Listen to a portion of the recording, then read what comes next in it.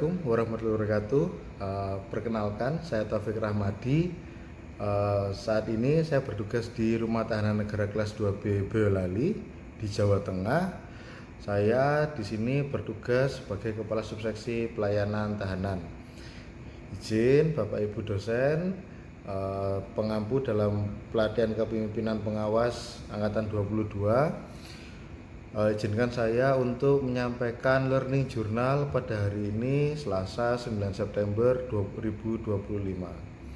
Adapun dalam hari ini ada dua hal utama, yaitu yang pertama adalah kita membahas tentang tugas-tugas di agenda 2 tahap 1, yaitu terkait diagnosa organisasi. Kemudian yang kedua terkait pembahasan materi pada hari ini. Yang pertama akan saya bahas adalah terkait diagnosa organisasi. Dalam pembahasan tugas-tugas diagnosa organisasi ini dibahas baik tugas individu maupun tugas kelompok. Untuk tugas individu dilakukan pemaparan oleh masing-masing individu. Dalam pemaparan itu dilakukan tanya jawab serta penyampaian aspirasi atau ide-ide inovasi dari teman-teman anggota kelompok yang lain. Kemudian dalam tugas kelompok ini dibagi menjadi dua kelompok 1 dan kelompok 2, di mana kelompok 1 membahas terkait inovasi pelayanan formulir integrasi berbasis online. Kemudian kelompok 2 membahas terkait penjualan produk hasil karya warga binaan yang ada di lapas maupun rutan berbasis e-commerce. Yang akan saya bahas yang pertama dari kelompok 1 terlebih dahulu, terkait formulir integrasi secara online. Dalam pelaksanaan pemaparan tugas hari ini saya rasa sangat bagus sekali untuk kelompok 1 disampaikan secara runtut, yaitu bahwa permasalahan utamanya adalah bahwa tidak semua keluarga warga binaan itu tempatnya dekat dengan UPT mereka ditahan atau menjalani pidananya. Hal ini mengakibatkan kendala dalam pelaksanaan integrasi itu sendiri, terutama dalam hal pengambilan formulir, di mana pada saat ini tak acap atau sering kali keluarga itu 2-3 kali datang hanya untuk mengambil formulir. Nah, berdasarkan latar belakang permasalahan ini, kelompok 1 memberikan inovasi berupa pengambilan formulir integrasi secara online. Hal ini sangat baik sekali karena melalui inovasi ini dapat memberikan efektivitas dan efisiensi dalam pelaksanaan integrasi itu sendiri. Seperti yang kita ketahui, pelaksanaan integrasi sedang gencar-gencarnya didorong oleh Direktorat Jenderal Pemasyarakatan, karena ini untuk mengurai serta untuk mengurangi overkapasitas atau overcrowded yang saat ini terjadi di lapas rutan.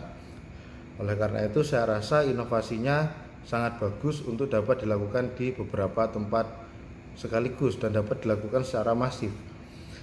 Untuk kelompok 2 terkait e-commerce dalam penjualan produk UMKM yang dilakukan di lapas atau rutan, saya rasa juga sangat-sangat bagus dan dapat dilaksanakan tidak hanya di satu tempat tapi di banyak tempat.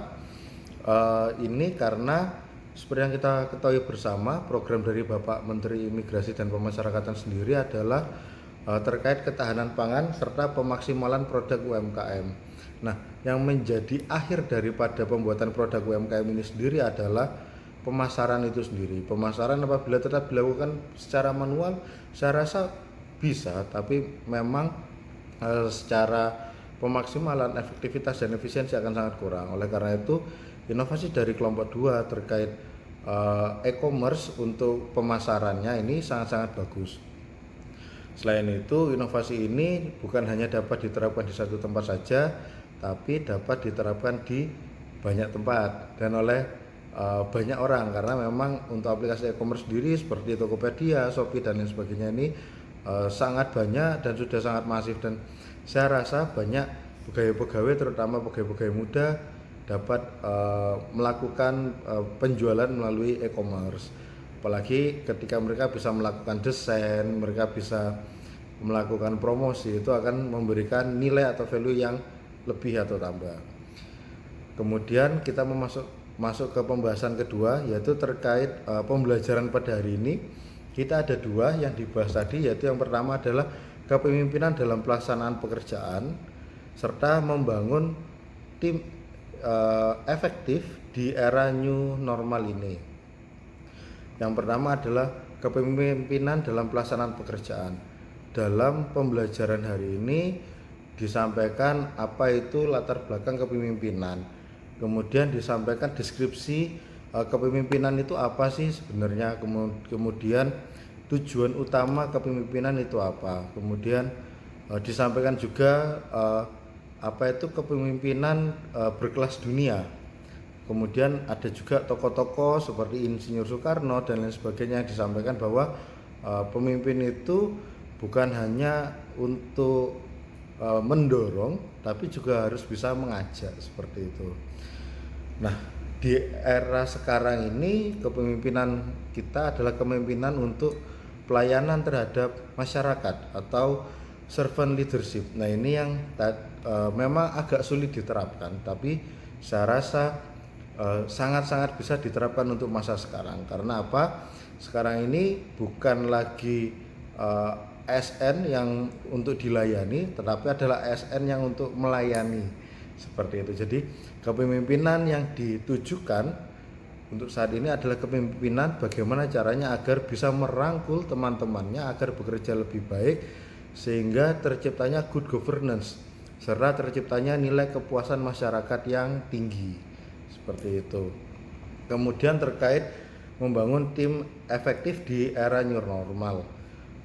Membangun tim efektif di era new normal ini awalnya kami juga bingung apa yang dimaksud dengan tim efektif. Akhirnya kami mengetahui bahwa tim yang efektif adalah suatu tim yang dibentuk tidak oleh banyak orang, tetapi tim ini dibentuk oleh sedikit orang tapi efektif dan efisien dalam menggapai suatu tujuan organisasi.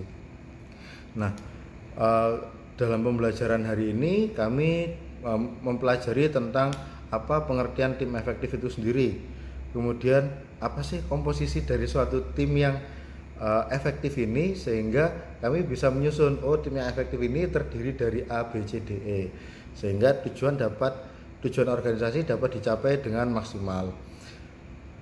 Kemudian di sini kami juga mempelajari karakteristik tim yang efektif itu seperti apa, bagaimana cara menyusun struktur tim yang efektif, kemudian bagaimana kita dapat menumbuhkan jiwa persaingan, positif kompetensi yang ada di masing-masing orang dalam suatu tim tersebut. Selain itu, dalam kegiatan hari ini juga kami mempelajari di mana kepemimpinan dalam pekerjaan ini sangat mempengaruhi terhadap tim efektif ini, karena memang ketika tim yang dibentuk sudah efektif tapi kepemimpinan yang dijalankan itu tidak kepemimpinan yang melayani masyarakat, ini juga akan sangat percuma. Kenapa saya bisa mengatakan seperti itu? Karena memang kepemimpinan kepada masyarakat apabila didukung dengan tim yang efektif, maka tujuan-tujuan organisasi salah satunya itu adalah untuk pelayanan terhadap masyarakat ini dapat tercapai dengan sangat baik. Bapak Ibu dosen, selain itu dalam pelaksanaan tugas hari ini juga ada beberapa hal seperti penyampaian bahwa pandangan terhadap isu-isu terhangat di Indonesia ini seperti apa. Kemudian selain itu kami juga diberikan waktu, diberikan tempat untuk menyampaikan pendapat kami terkait isu-isu yang sekarang ada, serta kami diberikan tempat untuk menyampaikan tentang bagaimana harusnya menyikapi isu-isu yang ada saat ini.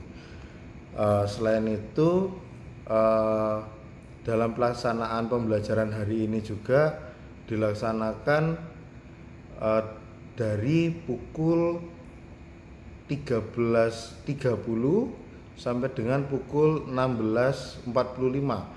Tentunya ini waktu yang cukup panjang, namun alhamdulillah, puji Tuhan, kami dapat menyelesaikan pembelajaran hari ini dengan baik.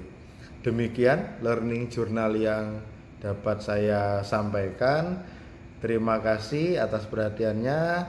Wabillahi taufiq wal hidayah. Wassalamualaikum warahmatullahi wabarakatuh.